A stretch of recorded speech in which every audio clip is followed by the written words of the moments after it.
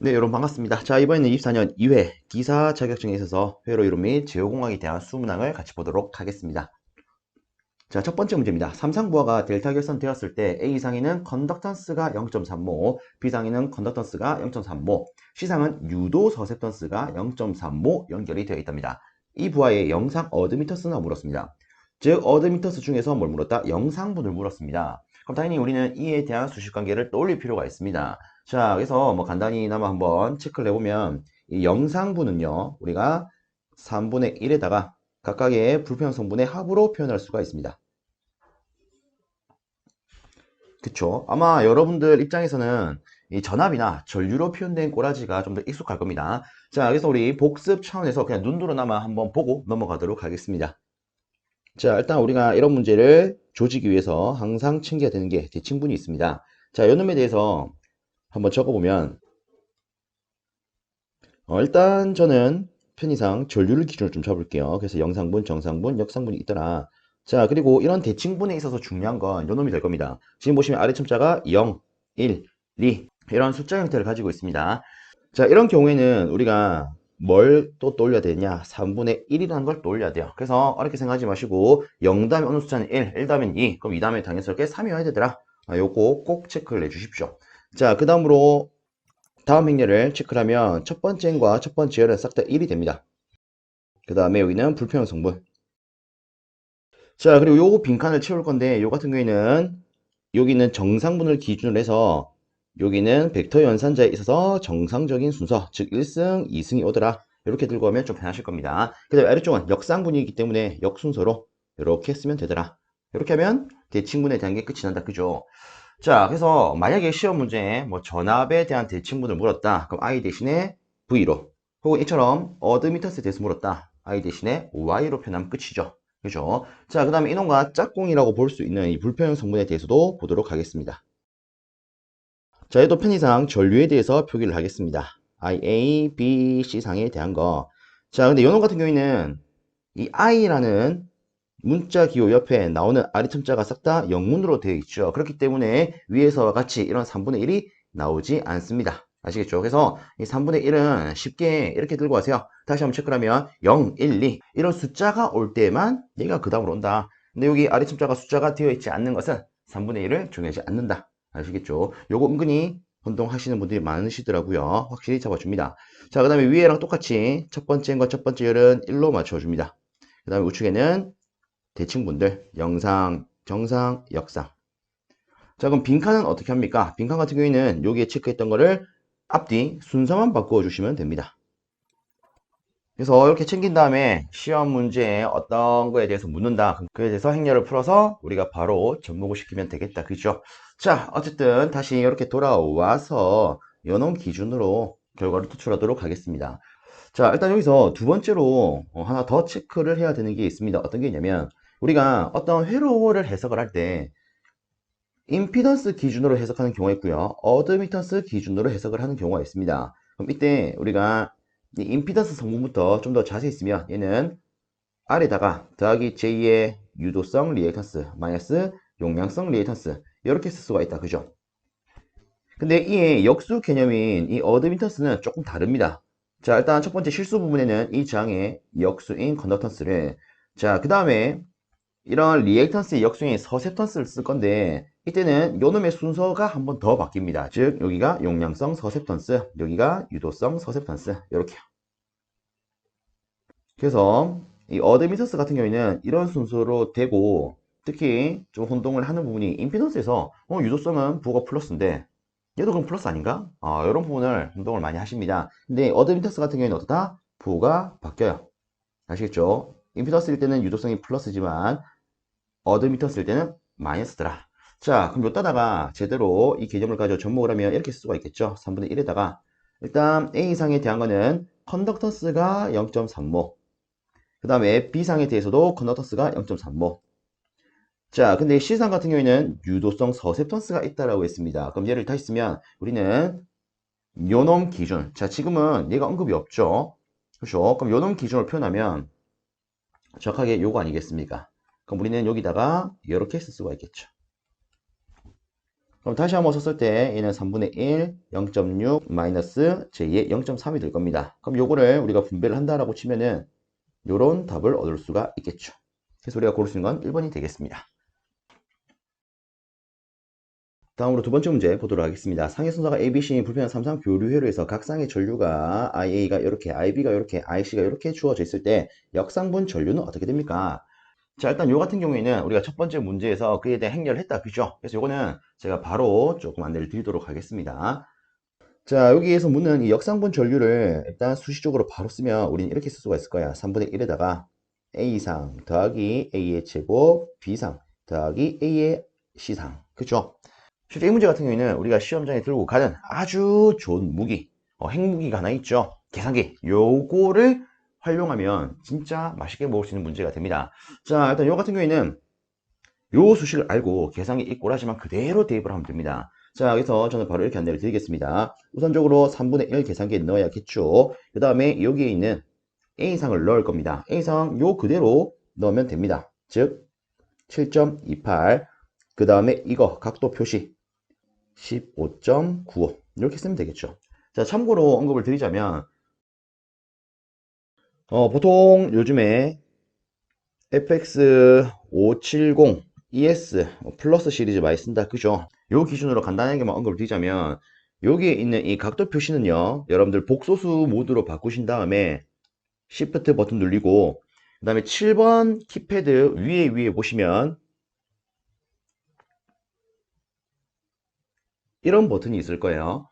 여기를 잘 보면 위쪽에 노랗게 이렇게 되어 있는 걸 볼 수가 있을 겁니다. 그래서 Shift 버튼 누르고 얘를 누르면 우리가 원하는 이 기호가 나와요. 참고로 봐주십시오. 자, 그 다음에 이어서 바로 쓰면 더하기. 이제 여기 있는 A 제곱이 필요하다. 그죠? 근데 여기서 우리가 한 가지만 다시 좀 챙기면 A라고 하는 이 벡터 연산자는 우리가 보통 이렇게 알고 있습니다. 크기는 1이요, 위상은 120도요. 그죠? 그러면 A 제곱은요? 크기는 1이요, 위상은 240도요. 그렇죠? 이런 것도 체크해 주시고요. 그 다음에 한 가지만 더. 1 더하기 A 더하기 A의 제곱은 얼마입니까? 0이죠. 실제 뭐 옛날 옛적에 뭐 이런 문제가 나왔었기 때문에 뭐 이렇게나마 한번 봐준다면 혹시나 이거 나왔을 때 맛있게 먹을 수 있겠다. 그죠? 그래서 참고를 봐주시고요. 다시 이어서 들어가겠습니다. 자, 그래서 A 제곱이기 때문에 우리 계산기에다가 요 꼬라지 그대로 넣어주시면 됩니다. 그 다음에 곱하기 B값 넣어야겠죠? 자, B값 요 그대로 쓰도록 하겠습니다. 이어서 요거 A가 또 필요하다. 그죠? 그래서 1 위상 120 적어 주시고요. 그 다음에 IC 값 요거 그대로 기입을 합니다. 자, 이렇게 여러분들이 갖고 있는 계산기에 기입을 하면 이 계산기에서는 아마 처음에는 이런 형태의 직각좌표 형식으로 답을 배출할 겁니다. 그죠? 보통 이 계산기에서는 J가 이렇게 I로 나온다. 그죠? 그래서 이런 식으로 뜰 건데 지금 이 지문을 보시면 얘들이 싹 다 극좌표 형식으로 나와 있습니다. 그럼 이때 이거 어떻게 해야 극좌표 형식으로 바꿀 수 있을까? 이것도 알아놓으면 좋겠죠. 실제 이렇게 계산기에서 딱 떴다면 이 상태 그대로 놓고요. Shift 2번 눌러줍니다. 그럼 여러분들 계산기 창에는 1, 2, 3, 4 해가지고 여러 가지가 뜰 거예요. 근데 여기 3번을 보면 이 3번에 이렇게 되어 있을 겁니다. 이게 뭡니까? 극좌표 형식, 그죠? 그래서 다시 한번 하면 Shift 2번 누르신 다음에 3번 누르고 계산 완료, 이 꼴 버튼 누르시면 여러분들이 원하는 이런 꼬라지로 답이 나올 거예요. 그럼 그때 계산기에서는 어떤 답을 표출하느냐? 여기 있는 4번 형태의 답을 도출합니다. 그래서 이런 식으로 답을 고를 수 있겠습니다. 그래서 이 문제 같은 경우에는 요 수식 그대로 계산기에 집어넣으면 맛있게 먹을 수 있겠더라. 다음으로 세 번째 문제 보도록 하겠습니다. 다음 같은 비정연파 기전력 및 전류에 의한 평균 전력은 어떻게 됩니까? 라고 물었어요. 자, 일단 평균 전력 같은 경우에는 간단하게 말하면 동일한 성분끼리만 계산하면 되더라. 그쵸? 그래서 기전력에 있어서 기본파, 전류도 기본파, 요놈끼리. 그 다음에 기전력에 있어서 제3고조파, 전류에 있어서 제3고조파끼리. 그 다음으로 전압과 전류의 제5구조파끼리. 얘들끼리만 전력 계산해서 다 하면 되더라. 그쵸? 자, 그러면 순서대로 바로 이렇게 나와보도록 하겠습니다. 우리한테 필요한 유효 전력은요. 일단 기본파 전압의 크기, 즉 다르게 말하면 기본파 전압의 실효값이 필요합니다. 근데 이거 자체는 최대값이기 때문에 우리가 루트 2를 나누어서 이렇게 취급할 수 있겠죠. 그래서 바로 이렇게 표기하도록 하겠습니다. 그 다음에 기본파 전류에 있어서 크기는 이렇게 표현되겠죠. 그리고 코사인. 자, 우리가 지금 구하고자 하는 것은 뭡니까? 평균 전력 아닙니까? 그렇죠? 그럼 당연히 역률이 들어가야겠죠. 근데 이때 이 뒤에 들어가야 되는 세타 값은 뭐가 된다? 전압과 전류의 위상차가 된다. 근데 얘 봤을 때 위상 0이에요. 얘도 0입니다. 그러면 위상차는 없네요. 0 딱 써주면 되겠죠. 자, 그 다음에 제3고조파 성분에 대해서도 바로 이어서 나가겠습니다. 자, 일단 요 같은 경우에는 잘 보셔야 되는 게 요 중간에 부가 반대입니다. 마이너스야. 그죠? 그럼 이때는 이렇게 하면 되겠죠. 위에는 그냥 그대로 마이너스 50. 자, 그 다음에 제3고조파 전류의 크기 넣어주시고 코사인 위상차. 자, 일단 지금 보시면 이 기전력의 위상은 30도, 이 친구는 마이너스 30도입니다. 그럼 둘의 위상차는 60도 되겠다. 그죠? 자, 끝으로 5고조파 성분에 대해서도 바로 쓰도록 하겠습니다. 그러면 전압의 크기는 이렇게, 전류의 크기는 이렇게 될 거예요. 그리고 코사인 위상차를 해야 되는데 지금 보시면 이놈 45도, 이놈 마이너스 45도입니다. 그럼 이놈들 간의 차는 90도가 되겠죠. 여기 90.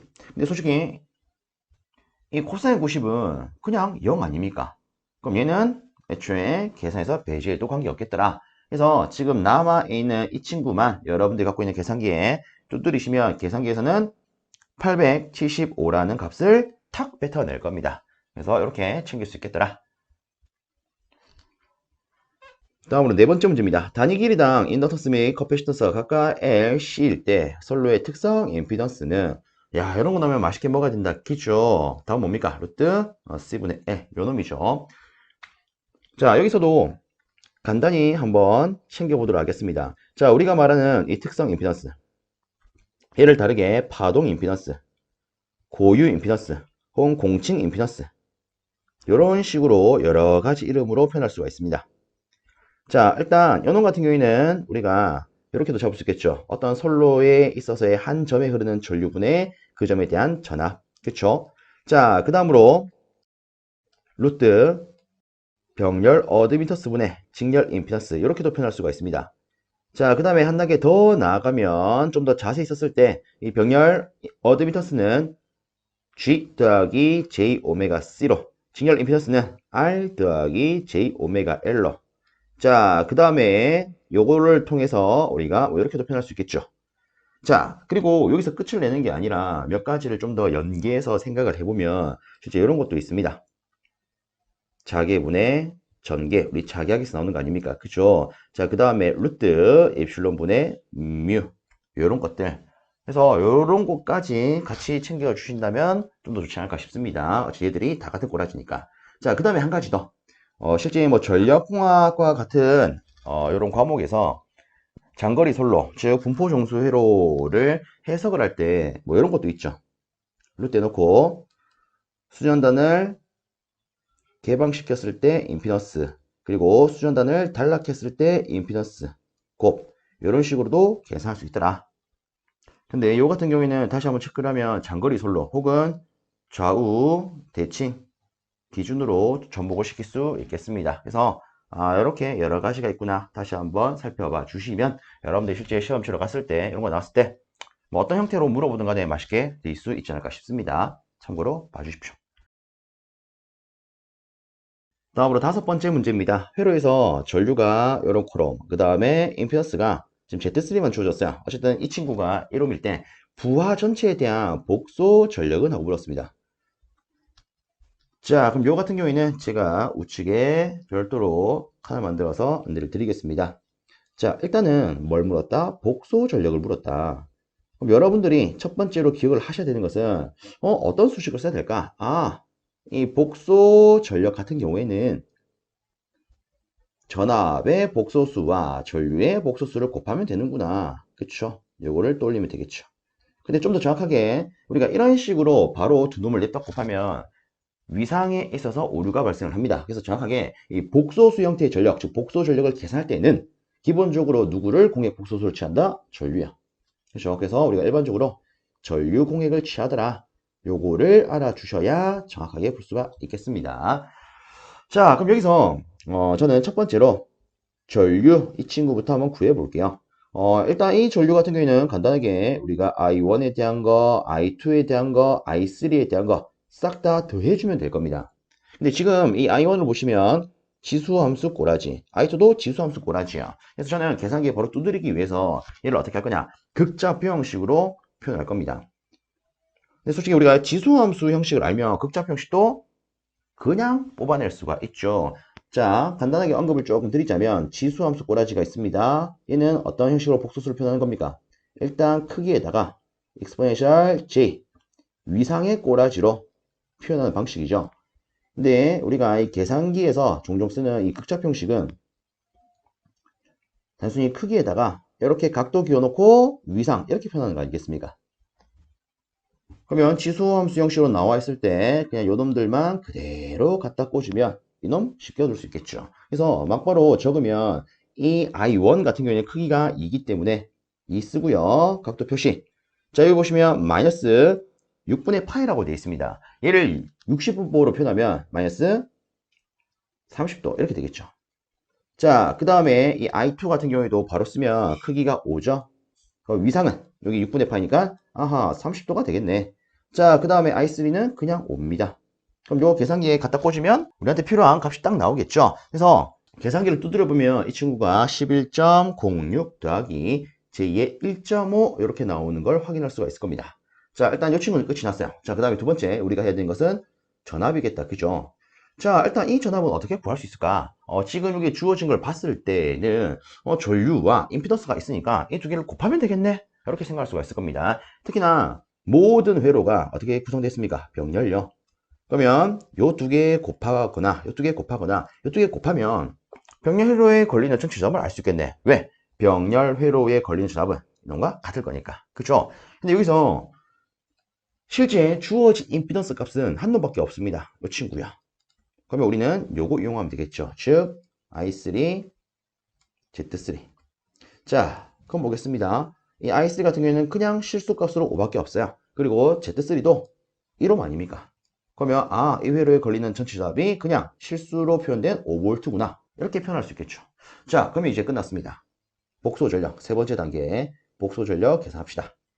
자, 일단 여기 있는 전압은 그대로 쓸 겁니다. 5. 자, 그 다음으로 전류를 쓸 건데 자, 우리가 방금 이렇게 값을 도출했다. 그죠? 와, 요거 그대로 넣으면 되겠네요. 조집니다. 그죠? 자, 요 놈이 큰일 나죠? 우리는 전류 공익을 해야 되기 때문에 이놈의 부호를 반대로 해야 된다. 요거 굉장히 중요합니다. 자, 그래서 이런 식으로 해서 우리가 계산기를 두드리면 실제 계산기에서는 요런 값을 뱉어낼 거예요. 그래서 답은 1번 고를 수 있겠죠. 근데 여기서 다시 한 번만 더 언급을 드리자면 만약에 우리가 전류 공익을 취하지 않습니다. 그럼 이때 답은 실제 요놈이 나올 겁니다. 근데 요거는 뭡니까? 오류죠. 오류. 그래서 우리가 복소 전력 계산할 때는 일반적으로 전류 공익을 취한다라는 거 요거 무조건 챙기셔야 됩니다. 아시겠죠?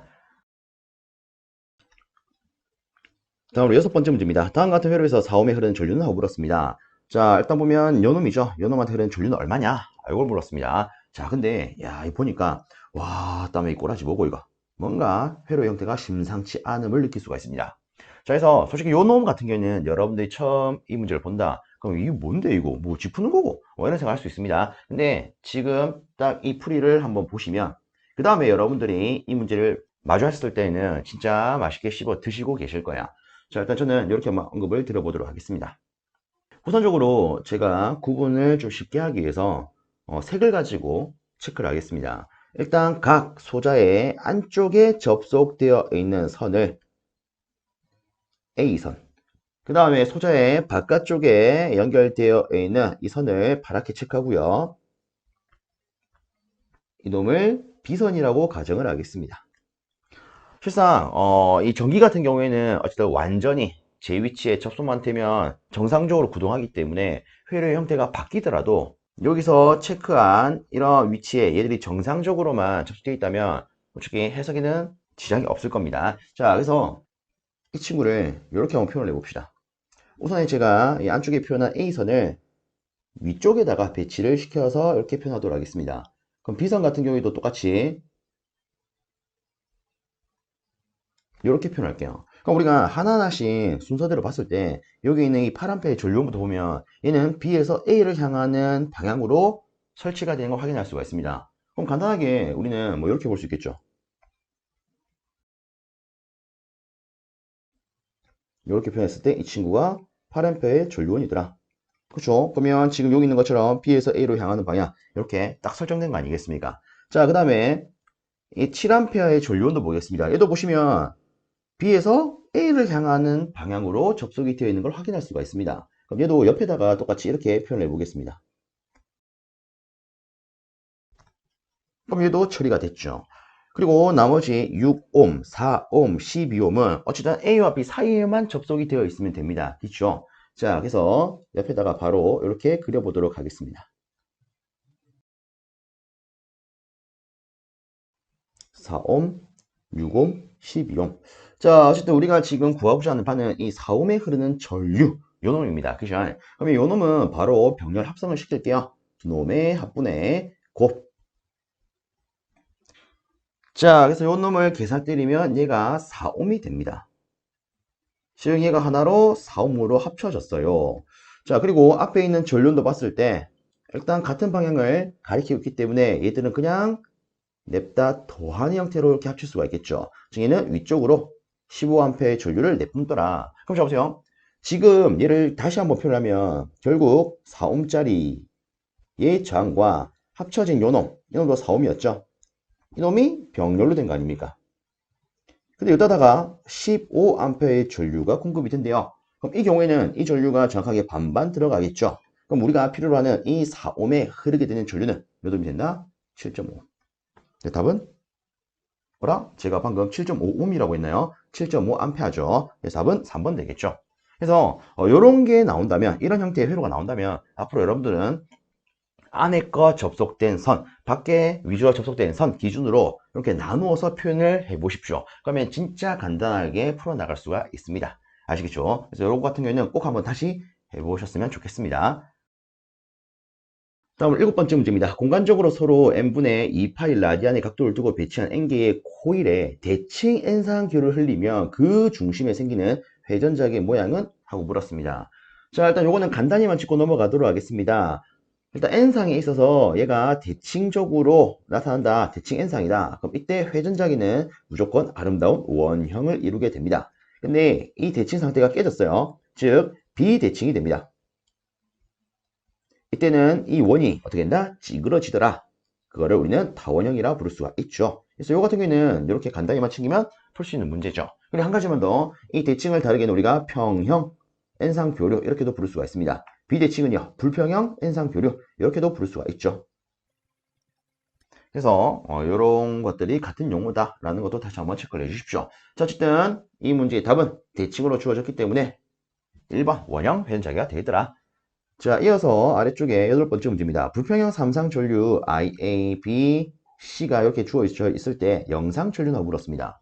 자, 일단 요번에 제가 이제 확인한 데이터에 의거하면 한 시험에서 이렇게 지금 영상분에 대한 게 세 문제나 나왔습니다. 자, 우리가 제일 첫 번째로 풀었던 문제가 뭡니까? 영상 어드미터스. 그렇죠? 자, 그 다음에 두 번째가 역상분 전류. 이제는 역상분 전류. 이제는 뭘 물었다? 영상 전류. 그래서 대칭분에 대한 게 3개가 나왔더라. 그러면 이 경우에는 우리가 대칭분에 대한 걸 조금 잘 잡아놨다면 거의 뭐 보너스급으로 생각할 수 있겠죠. 그죠? 그래서 어쨌든 뭐 지금 제가 보고 난 이 시험 기준에서는 이렇게 나왔더라. 참고로만 봐주십시오. 알겠죠? 실제 우리가 치르는 CBT 같은 경우에는 개개적으로 문제가 좀 다르게 출제가 되죠. 그래서 이처럼 많이 나올 수 있겠더라. 근데 안 나올 수도 있더라. 이렇게 좀 생각을 해줍니다. 자, 다시 영상전류 바로 보겠습니다. 자, 이번에는 그냥 바로 쓰겠습니다. 영상전류는 3분의 1에다가 A상, B상, C상을 싹 다 더하면 됩니다. 그죠? 그러면 계산기에다가 그냥 요놈 꼬라지 그대로 갖다 넣으면 되는 거 아니겠습니까? 그래서 요거를 계산을 하니까 답이 3번 요놈이 나오더라. 자, 요 정도로 간단히 하고 넘어가도록 하겠습니다. 다음으로 9번째 문제입니다. RL 직렬로 인가되는 순시치 전압이 다음과 같을 때 제5고조파 전류의 시료값 크기는 얼마입니까? 단 R은 4옴이요, 오메가 1은 1옴이요. 이렇게 조건도 주어졌습니다. 자, 일단 우리가 지금 구하고자 하는 게 뭡니까? 제5고조파 전류예요. 기준. 그리고 확인을 했을 때 전압도 주어져 있고 임피던스 성분도 주어져 있습니다. 그럼 이때는 오메의 법칙을 또 올려가지고 전류는 임피던스분의 전압이지. 요걸 가지고 접근할 수가 있습니다. 근데 좀 더 정확하게는 5고조파에 대해서 물었기 때문에 당연히 임피던스는 5고조파에 대한 성분, 전압도 5고조파에 대한 거 이렇게 될 겁니다. 그죠? 자, 그리고 정확하게는 우리가 구하고자 하는 게 시료값이야. 그럼 당연히 이 전압도 시료값이 되어야겠죠. 자, 그럼 이 기준대로 바로 체크해 보도록 하겠습니다. 일단 우리가 여기 주어진 전압의 순식값을 봤을 때 얘는 직류분, 얘는 기본파, 얘는 제3고조파, 얘가 제5고조파가 될 거예요. 그럼 이때 이 40이라는 값은 최대값 아니겠습니까? 그럼 시료값은 루트 2분의 40 이렇게 표현할 수 있겠죠. 자, 그 다음에 임피던스 크기를 따질 건데 여기서 저항은요 실제 뭐 기본파건, 2고조파건, 5고조파건 변함이 없습니다. 그대로 쓰시면 돼요. 자, 근데 이 친구는 좀 문제가 되죠. 자, 간단히 언급을 드리자면 우리 유도성 리액턴스와 용량성 리액턴스를 딱 생각했을 때 자, 이렇게 표기할 때는 기본파 기준이 됩니다. 근데 예를 들어 N차 고조파 기준으로 해석을 해야 된다.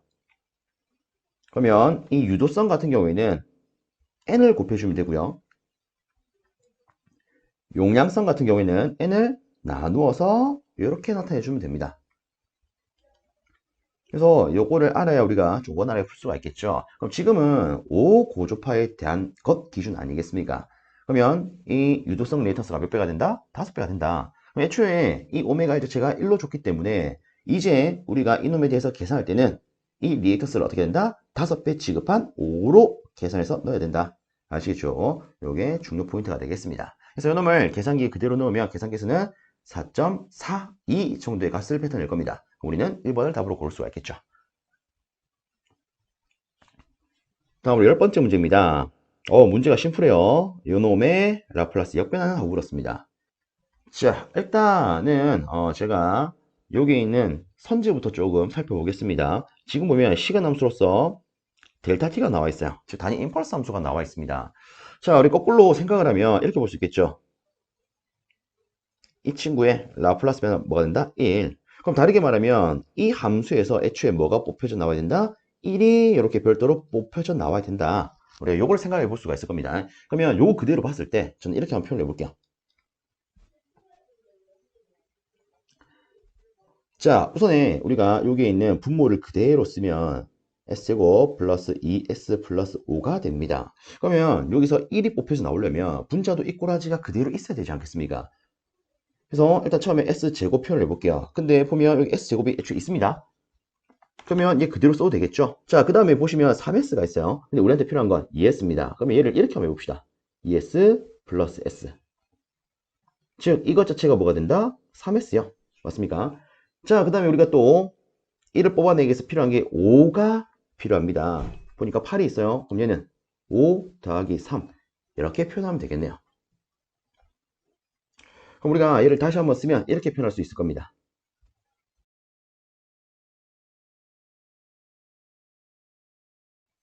자, 이렇게 놓고 보면 이놈이 1이 되는 거 확인할 수 있겠죠. 그렇죠? 그래서 다시 한번 더 쓰면 1 더하기 요 놈이 될 거예요. 자, 근데 여기서도 우리가 좀 한 가지 맥락을 더 잡자면 자, 주어진 보기를 봤을 때 뒤에가 뭐 얘를 분배한다라고 치면 어쨌든 코사인항, 사인항 두 개가 나온 거 확인할 수가 있습니다. 그럼 얘도 우리가 두 개의 개념으로 조금 나눠줄 필요가 있겠네요. 그렇죠? 자, 우선적으로 이렇게 보기에 상각함수가 있다면 실제 우리는요 여기 주어진 분수함수에 있어서 분모를 완전 제곱꼴로 바꾸어 줄 필요가 있습니다. 즉 S제곱 어떤 거 이렇게 돼 있으면 얘를 뭐 이런 식으로 바꾸어 줄 필요가 있어요. 이때 얘가 완전 제곱 아닙니까? 그렇죠? 그럼 여기서 저는 간단히 언급을 드리겠습니다. 이런 꼬라지를 어떻게 완전 제곱꼴로 바꿉니까? 일단 첫 번째 요 가운데 S 앞에 있는 이 개수를 절반으로 쪼갭니다. 그럼 실제 요놈의 꼬라지가 이렇게 절반으로 쪼개진 놈 기준으로 완전 제곱꼴로 바뀌어요. 그럼 나머지는 또 어떻게 하면 되느냐? 즉, 여기에 오는 것을 어떻게 하면 되느냐? 이렇게 절반으로 쪼갠 것을 제곱해 줍니다. 제곱해서 여기다가 뺀 것을 쓰시면 돼요. 그래서 지금 제가 뭐 요거 기준으로 표현하면 이렇게 표현할 수 있겠죠. 근데 지금 제가 뭐 즉흥적으로 문자기로 표현했기 때문에 뭔가 복잡해 보입니다. 우리가 간단히 예시를 가지고 보면, 수치를 가지고 보면 굉장히 간단해요. 예를 들어서 이런 게 있습니다. 자, 요거를 우리가 완전 제곱 꼬라지로 요 놈이 포함된 이런 꼬라지로 바꿀 때는 어떻게 한다? 일단 가운데 것을 절반으로 쪼갠다. 그럼 얘가 2가 나올 거예요. 그럼 결국 이놈의 결과는 어떻게 된다? 이렇게 된다. 자, 그 다음에 뒤에 따로 붙는 것은 얘를 제곱하면 4가 되겠죠? 여기다가 얘를 빼면 9가 나올 겁니다. 즉, 이렇게 되더라. 실제 요거를 역으로 전개를 하면 요 꼬라지가 나오는 걸 여러분들이 직접 확인하실 수가 있으실 겁니다. 자, 그럼 얘도 마찬가지예요. 자, 일단 여기다가 바로 한번 조져 보겠습니다. s제곱 더하기 2s 더하기 5로 돼 있죠? 그럼 얘를 어떻게 할 수 있다? 일단 얘를 절반으로 쪼개요. 그럼 1 아닙니까? 그러면 s 더하기 1 제곱이 되더라. 근데 이 절반으로 쪼개 이놈을 제곱하면 그래도 1이야. 그럼 이 1을 여기다가 빼면 4가 되겠죠. 근데 결국 얘가 뭐가 된다? 2의 제곱. 그러면 우리는 다시 정리했을 때 얘를 이렇게 표현할 수가 있을 거고요. 그럼 이때 이 분자에 어떤 게 오냐에 따라서 코사인으로 표현할 수 있고 사인으로 표현할 수가 있을 겁니다. 근데 기본적으로 코사인으로 표현하려면 우리가 이렇게 코사인 C를 딱 표현했을 때 이놈과 걸치는 이놈이 보기에 와야 될 거야. 근데 만약에 사인이라면 S를 그렸을 때 이놈이 먼저 걸치죠. 그 위에는 2가 와야 될 겁니다. 즉 위에 분자에 S 플러스 1이 오면 코사인 기준, 그냥 2가 오면 사인 기준이 될 거예요. 근데 여기 우리가 풀어낸 걸 보니까 S 플러스 3이요? 얘를 다시 표현하면 이렇게 나타낼 수 있는 거 아니겠습니까? 자, 그러면 이 친구는 이렇게도 표현할 수 있을 거예요. 맞습니까?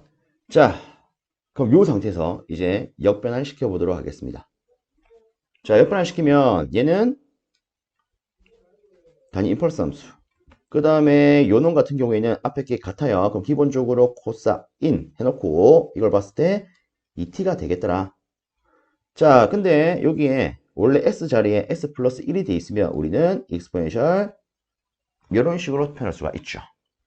자, 그 다음에 얘도 마찬가지로 나타내면 얘는 뒤에 걸치기 때문에 사인 2t로 표현할 수가 있을 겁니다. 근데 원래 s 자리에 s 플러스 1이 있기 때문에 익스포넨셜 해놓고 요 뒤에 붙은 것을 부호를 반대로 해서 이렇게 만들어주면 되겠더라. 그래서 우리가 최종적으로 얘를 다시 한번 묶어내면 이렇게 표현할 수가 있을 거예요. 자, 그래서 우리가 고를 수 있는 답안은 이렇게 4번이 되겠더라. 자, 일단 제가 뭐 여러 가지 설명을 하다 보니까 뭔가 난잡해 보이고 시간이 조금 길어졌는데 요거 여러분들이 진짜 한두 번만 다시 한번 해보시면 어느 정도 감이 잡히실 겁니다. 자, 이어서 여기 있는 11번째 문제 보도록 하겠습니다. 전달함수가 요렇게럼 주어진 지역의 제동 상태는 어떻게 됩니까? 라고 물었습니다. 자, 일단 여기 이 제동 상태를 알아내려면 이놈을 판별할 수 있는 기준인 제동비가 어떻게 되는지 우리가 해석을 해야 됩니다. 그렇죠? 그래서 요 같은 경우에는 요걸 토대로 우리가 뽑아낼 수가 있는데 어쨌든 이 내용을 우리가 해석하기 위해서는 자, 얘를 봤을 때 얘가 지금 2차 함수다. 그죠? 즉 이놈이 2차 시스템이 될 거고요. 이에 대한 기본적인 전달함수의 꼬라지를 알 필요가 있습니다. 자, 한번 적어보면 s제곱 더하기 2제타 오메가 n s 더하기 오메가 n 제곱 분의 일단 임의의 상수가 올 수도 있고요. 요 놈이 있더라. 자, 그럼 여기서 우리가 체크를 해야 되는 건 요 놈입니다. 지금 보면 최고창 앞에는 개수가 실제로는 1이에요. 근데 얘는 3이 있다. 그죠? 그럼 우리가 얘를 똑같이 비교해 놓고 해석을 하기 위해서는 이놈의 꼬라지를 여기에 맞게끔 바꾸어 줄 필요가 있습니다. 그렇게 하려면 우리는 이 함수에 있어서 위아래로 3분의 1을 취해주면 될 거예요. 왜? 이렇게 놓으면 어쨌든 둘이 약분했을 때 원래 꼬라지랑 똑같이 나타나는 개념이 될 거니까. 그쵸? 그러면 다시 여기 있는 3분의 1을 우리가 위아래로 접목을 했다라고 치면은 그에 대한 함수를 이렇게 쓸 수가 있을 겁니다. 분자는 3분의 1이요. 그다음에 분모는 s제곱 더하기 3분의 4s 더하기 3분의 1요. 맞습니까? 그럼 우리가 양쪽을 비교했을 때 이놈이 된다라는 걸 확인할 수가 있을 거예요. 첫 번째, 오메가인 제곱, 즉 고유 주파수의 제곱은요 3분의 1이더라. 그럼 이걸 통해서 고유 주파수는 루트 3분의 1이네. 이걸 알 수가 있죠. 자, 그리고 우리한테 필요한 제동비를 뽑아내려면 요 놈을 비교를 해야 됩니다. 즉, 이 제타 오메가 A는 얼마 같다? 3분의 4와 같다. 그럼 다시 쓰면 제동비 제타는요. 요거 약분하면 2가 되겠죠. 그리고 이놈 자체가 루트 3분의 1 아닙니까? 그럼 얘를 이항을 하면 이렇게 될 겁니다. 그쵸? 그래서 요거를 우리가 갖고 있는 계산기에 두드리면 계산기에서는 1.15 정도의 값을 뱉어낼 겁니다. 그러면 여기서 우리가 고를 수 있는 답안은 뭐가 될까요? 바로 과제동 4번 되겠죠. 그죠? 자, 그러면 여기서 우리 한 가지만 더 체크하도록 할게요. 실제 제가 이 값을 가지고 바로 과제동 체크를 했는데 실제 이 제동비는요 1보다 값이 크게 되면 과제동 상태가 됩니다. 그리고 실질적으로 이 외적인 문제에 있어서 뭐 각각의 제동비의 범위를 주고 이놈은 어떤 상태입니까? 골라보세요. 이렇게 주는 문제도 있습니다. 그래서 우리가 이것도 한번 살펴보도록 하겠습니다. 자, 여기를 제동비 기준값으로 놓고요. 여기는 0, 여기는 1로 놓겠습니다. 일단 첫 번째, 제동비가 0보다 작으면 어떻게 됩니까? 이때는요, 실제 발산 진동이 발생을 합니다. 자, 그 다음으로 우리가 제동비가 0일 때 기준을 생각을 해보면, 자, 0일 때는 완전 진동이에요. 이렇게 말할 수가 있습니다. 다른 말로는 무한 진동. 자, 그리고 제동비가 1일 때를 우리는 임계 진동이라고 합니다. 그리고 제동비가 0보다 크고 1보다 작을 때를 감쇄 진동이라고 하고요. 그리고 1보다 클 때를 비진동이라고 부릅니다. 자, 우선 지금은 제가 다 진동이라는 용어를 써서 표현을 했습니다. 실제 우리 시험은 각각의 상태를 진동이라는 용어로도 표현하는 경우가 있고 지금 이 문제처럼 제동이라는 용어를 가지고도 표현하는 경우가 있습니다. 그러면 여기에 대해서 제동으로는 어떻게 표현합니까? 한번 보겠습니다. 자, 이 비진동 같은 경우에는 우리가 과제동이라고 표현할 수가 있습니다. 자, 그 다음에 여기는 임계진동은요, 임계제동. 감쇄진동은요, 부족제동. 그 다음에 완전진동은요, 무제동. 그리고 실적으로 뭐 발산진동은 우리가 따로 표기하는 용어는 없습니다. 그래서 뭐 이런 것도 여러분들이 알아놓으시면 뭐 이에 대한 문제가 나왔을 때 맛있게 싹 드실 수 있겠다. 그죠? 그래서 이런 것도 한번 생각해 주십시오. 그리고 뭐 라스트 하나만 더 하면 솔직히 이런 것도 있죠. 이놈들은 무슨 상태로 볼 수 있다? 이 시스템이 안정된 상태로 볼 수가 있다. 그렇죠? 자, 이때는 불안정이죠. 물론 한 단계 더 나가면 이때를 정확하게는 임계 안정이라고 부를 수가 있습니다. 그래서 이런 용어적인 부분도 다시 한번 상기시켜주면 조금이라도 더 도움이 되지 않을까 싶습니다. 다음으로 12번째 문제 해보도록 하겠습니다. 다음과 같은 신호 흐름 선도에서 RS분의 CS나 물었습니다. 결국 뭘 물었다? 이놈에서 전달함수를 물었다. 자, 일단 여기 있는 것처럼 간단한 형태의 신호 흐름 선도 같은 경우에는 익히 우리가 알고 있는 대로 이렇게 풀 수 있습니다. 분자는 뭐다? 전향 경로 이득이다. 분자는요 1 마이너스 루프 이득이 된다. 그럼 여기다가 바로 접목을 해보면 이렇게 볼 수가 있을 겁니다. 전향 경로 이득. 이게 뭡니까? 입력에서 출력으로 바로 가는 경로에 대한 이득. 자, 일단 이 그림을 보시면 전향 경로는요 하나 그리고 둘 이렇게 있는 걸 확인할 수가 있습니다. 그러면 아래쪽에 대한 요 전향 경로에 대한 이득은 1, 지원 1, 1 싹 다 곱하면 되겠죠. G1이 될 거예요. 그 다음에 위쪽으로 가는 이 경로에 대한 이득은 저쪽으로 G2가 될 겁니다. 그럼 어쨌든 이놈과 이놈이 따로 있을 때는 얘를 합으로 표현할 수가 있죠. 자, 그 다음에 1 마이너스 넣고 루프를 찾습니다. 루프는 여기밖에 없어요. 그럼 이놈에 대한 이득은 G1, H1이 되겠다. 그죠? 그럼 끝났네요. 자, 이 문제의 답은 4번이 되겠더라. 다음으로 13번째 문제입니다. 다음 그림 같은 RC 회로에서 입력 전압을 E, 그 다음에 출력 전류를 I라고 할 때 전달함수 요놈은 어떻게 됩니까? 라고 물었습니다. 자, 근데 요놈 꼬라지를 잘 보면 얘가요 전압분의 전류예요. 자, 우리가 알기로 전압분의 전류, 이놈을 나타내는 건 뭐가 있을까요? 바로 어드미턴스가 있습니다. 그래서 결국 이 문제는 이 어드미턴스를 S 함수로 표현을 해봐라. 요거를 물은 거랑 같습니다. 자, 근데 여기 주어진 회로를 보면 이 회로가 싹 다 어떻게 되어 있다? 직렬로 연결이 되어 있다. 실제 우리가 이 직렬 회로에서는 뭐 기반으로 해석할 수가 있죠? 임피던스요. 그렇죠. 기본 개념에 의하면 직렬 회로는 임피던스 기반으로, 병렬 회로는 어드미턴스 기반으로 해석을 할 수가 있습니다. 근데 결국 지금 물은 것은 어드미턴스예요. 근데 회로는 직렬이에요. 와, 이거 어떻게 해야 될까? 간단합니다. 우리가 알기로 어드미턴스는 임피던스의 역수 아닙니까? 그렇죠. 그럼 끝났죠. 그러면 이 회로에 임피던스만 그냥 여기 넣으면 되겠네요. 임피던스는 이 친구, 이 친구, 이 친구에 대한 저항 꼬라지를 다 더하면 되는 거 아니겠습니까? 그죠? 근데 우리가 S 함수를 한번 표현을 하면 이렇게 표현할 수가 있을 거예요. 그럼 요거를 냅다 더해주면 이렇게 될 겁니다. 자, 그럼 요거를 한번 정리를 해봅시다. 저는 최종 분모를 위아래로 곱하는 형태로 정리를 할 겁니다. 그러면 분자 같은 경우에는 CS가 될 거고요. 자, 이제 얘를 이렇게 분배를 하면 될 겁니다. 근데 제가 순서를 바꾸어서 이놈에 대한 것도 쓰면 LCS의 제곱, 이놈에 대한 것 쓰면 RCS, 그 다음으로 라스트 이놈 쓰면 1, 이렇게 표현할 수 있을 거예요. 그래서 우리가 고를 수 있는 답안은 요 놈이 되겠다. 그죠? 다음으로 14번째 문제입니다. 그림의 회로에서 t는 0초일 때 스위치 S를 닫은 후에 t가 1초일 때 이 회로에 흐르는 전류는 얼마입니까? 라고 물었습니다.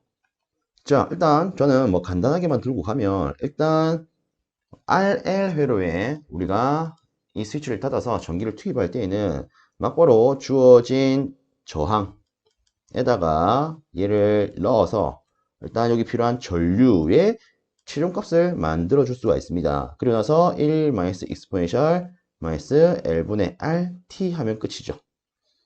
근데 여기서 좀 더 정확하게 들어가면 L 값이 5입니다. R 값도 5예요. 그렇죠? 그 다음에 시간 1초 기준으로 물었기 때문에 이렇게 표현할 수가 있을 겁니다. 다 했으면 4에다가 1 exponential 1을 계산하면 되더라. 그래서 답은 2.53 정도가 되어서 대략 1번이 되겠더라. 이렇게 고를 수 있겠습니다. 그래서 뭐 이런 과도 현상에 대한 문제, 특히나 우리가 이렇게 뭐 스위치를 닫았다. 그리고 그 뒤에 뭐 어떤 전류를 구하라. 이런 건 싹 다 과도 현상으로 볼 수가 있죠. 이런 과도 현상에 대한 문제를 여러분들이 조금 풀어보셨다면 바로 이런 식으로 접근할 수도 있지 않을까 싶습니다. 자, 근데 뭐 여기서 뭐 추가적으로 하나만 더 해보자면 실제 뭐 이렇게도 풀 수가 있죠. 우리가 처음 다룬 입장에서는 솔직히 뭐 이런 꼬라지 요 뒤에 그냥 익스포넨셜 들어가냐 1 익스포넨셜 들어가냐 혼동이 또 많이 될 수가 있습니다. 자, 그럼 여기서 뭐 추가적으로 이렇게 안내를 한번 드려볼게요. 혹시나 이 내용을 알고 계신다면 바로 다음 문제로 넘어가셔도 되겠습니다. 자, 일단 안내를 드리자면 이 과도 현상에 있어서 우리가 일반적으로 나타내는 일반에는 기본적으로 이런 꼬라지를 갖습니다. 자, 일단 지금 기준으로 보면 얘는 L이 있는 회로예요. 그쵸? L 기준으로 생각을 했을 때 얘는 초기와 최종적으로 어떤 식으로 작용을 합니까? 초기 상태에서는 얘는 개방으로 작용을 합니다. 최종 상태에서는 단락으로 작용을 합니다. 요거를 조금 알아야겠죠?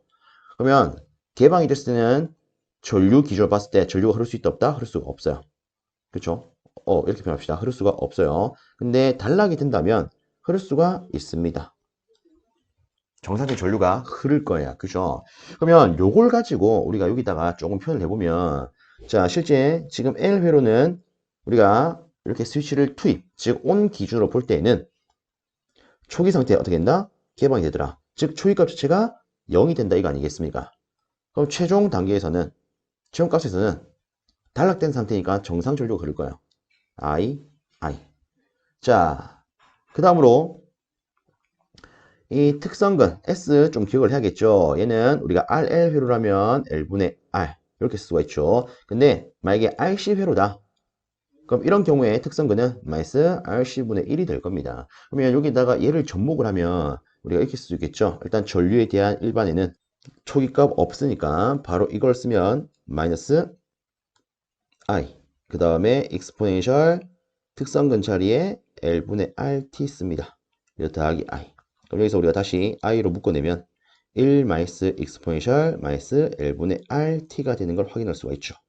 자, 근데 여기서 한 가지만 더 보면 이때의 전류는 무슨 전류였다? 실제 L이 단락된 상태의 전류였다. 맞습니까? 그러면 이렇게 L이 있다면 얘가 단락이 되었기 때문에 이때는 회로에 저항만 있는 걸로 볼 수가 있을 겁니다.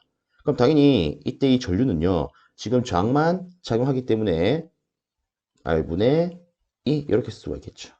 그래서 이 수식이 요 놈이죠. 그래서 뭐 이렇게도 처리할 수 있는 방법이 있더라. 참고하시면 좋을 것 같습니다. 다음 15번째 문제입니다. 선형 자동 제어 시스템에서 특성 방식을 어떻게 정의할 수 있습니까? 자, 일단 우리가 한번 생각해 봤을 때 우리가 익히 쓰는 이 특성 방식은요. 전체 전달함수 기준으로. 자, 여기서 말하는 전체 전달함수가 정확하게는 뭡니까? 페루프 전달함수가 되죠. 요놈 기준을 했을 때 이놈의 분모가 0이 되는 게 요놈이더라. 그렇죠? 자, 그리고 실제 우리가 계산할 때는 또 이런 것도 쓸 수가 있습니다. 만약에 게루프 전달함수가 있어요. 게루프 전달함수의 분모와 분자를 합한 게 0이 되더라. 실제 우리가 어떤 계산 문제가 있을 때 게루프 전달함수가 주어졌을 때는 뭐 이런 식으로도 쓸 수가 있습니다. 그렇죠? 근데 실제 이 특성 방식의 정의는 뭡니까? 전체 전달함수의 분모가 0이 되는 거더라 이거죠. 그래서 실질적으로 답은 요 놈이 됩니다. 체크해 주십시오. 다음으로 16번째 문제입니다. 단위 계산함수의 라플라스 변환과 최대 변환함수는 하고 물었습니다. 솔직히 라플라스 변환은 많은 분들에 있어서 이제 익숙해질 때가 됐지 않나 이렇게 생각을 합니다. 그래서 답은 1번 내지 3번일 거예요. 그리고 이 Z 변환 같은 경우에는 실제 우리가 다루는 것은 꽤나 여러 가지가 있습니다. 근데 땀에 이 Z 변환 도무지 다 할 자신이 없는데 라고 한다면 저는 보통 이렇게 안내를 드립니다. Z 변환에 있어서 일단 단위 계산함수와 지수 함수에 대한 것은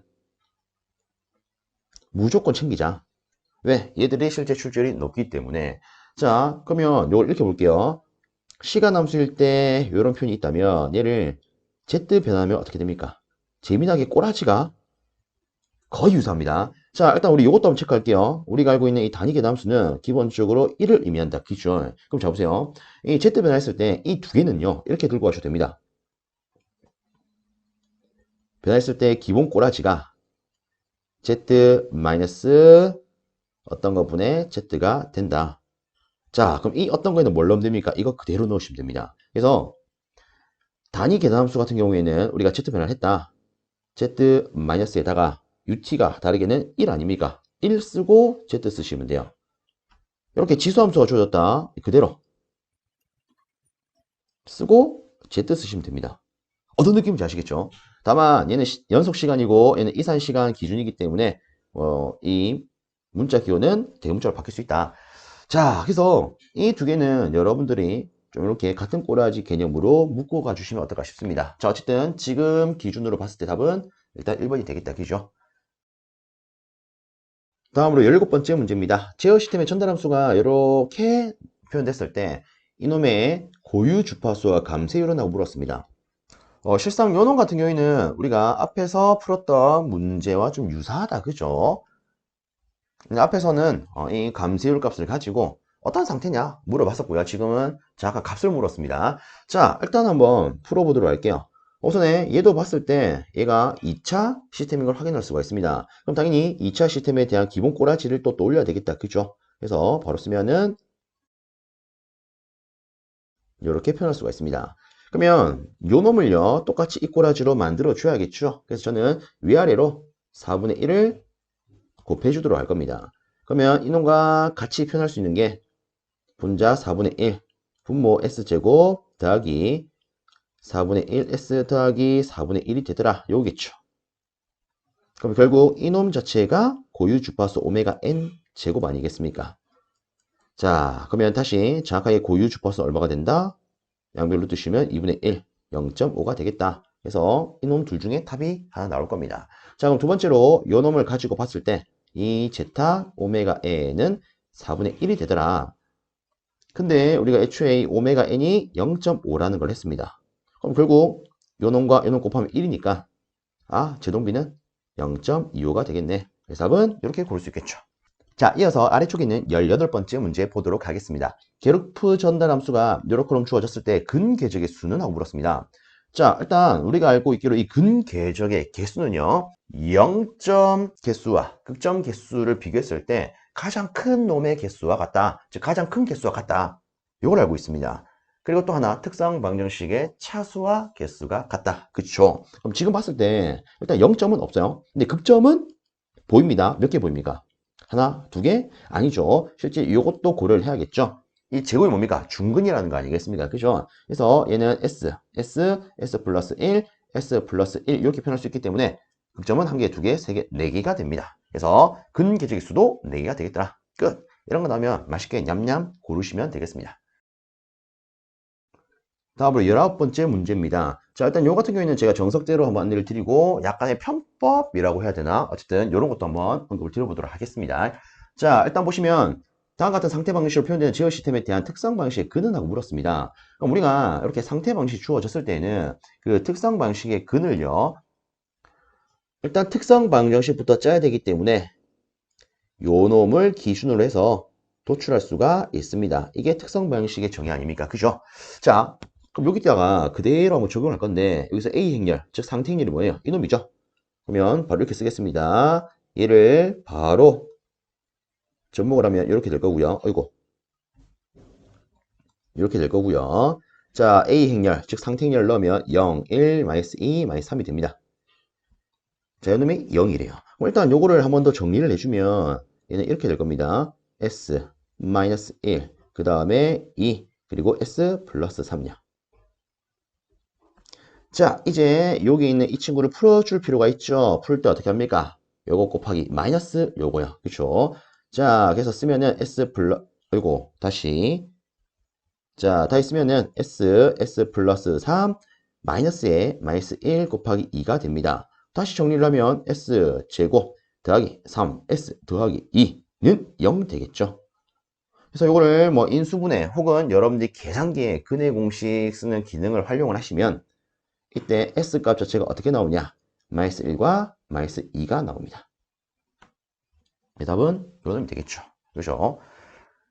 자, 이렇게 하면 일단 뭐 정석대로 푼다라고 볼 수가 있을 거고요. 자, 이제 요걸 봤을 때 이제 간단히 특성 방정식을 뽑아내는 걸 안내를 드리겠습니다. 근데 조건이 있어요. 어떤 조건이냐? 이 상태 행렬에 있어서 첫 번째 행이 0, 1로 나올 때 이런 조건 하에서는 우리가 얘를 가지고 막바로 특성 방정식이 요렇게 되겠네를 뽑아낼 수가 있습니다.